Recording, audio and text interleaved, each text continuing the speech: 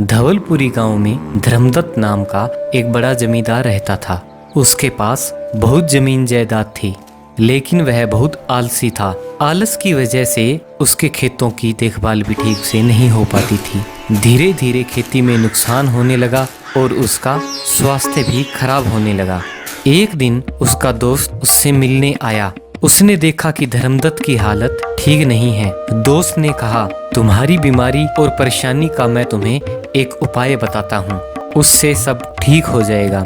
रोज सुबह सूरज निकलने से पहले मानसरोवर झील पर एक सफेद हंस उड़ता है। अगर तुम रोज उसे देखने जाओ तो तुम्हारी बीमारी दूर हो जाएगी और तुम फिर से स्वस्थ हो जाओगे। अगले दिन धर्मदत्त सुबह जल्दी उठा और खेतों की तरफ पैदल चल पड़ा। रास्ते में उसने देखा कि उसका चरवाहा गाय का दूध चुपके से अपनी पत्नी को दे रहा है। यह देखकर धर्मदत्त को गुस्सा आया और उसने उसे डांट दिया।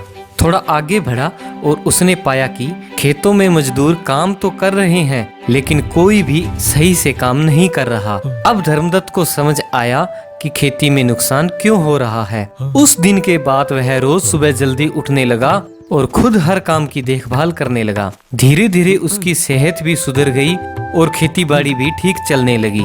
कुछ समय बाद उसका दोस्त फिर मिलने आया तो धर्मदत्त ने मुस्कुराकर कहा, मुझे तो वह सफेद हंस नहीं मिला, लेकिन उसे खोजते खोजते मेरी सेहत और कारोबार दोनों ही अच्छे हो गए हैं। यह सुनकर उसका दोस्त मन ही मन मुस्काया।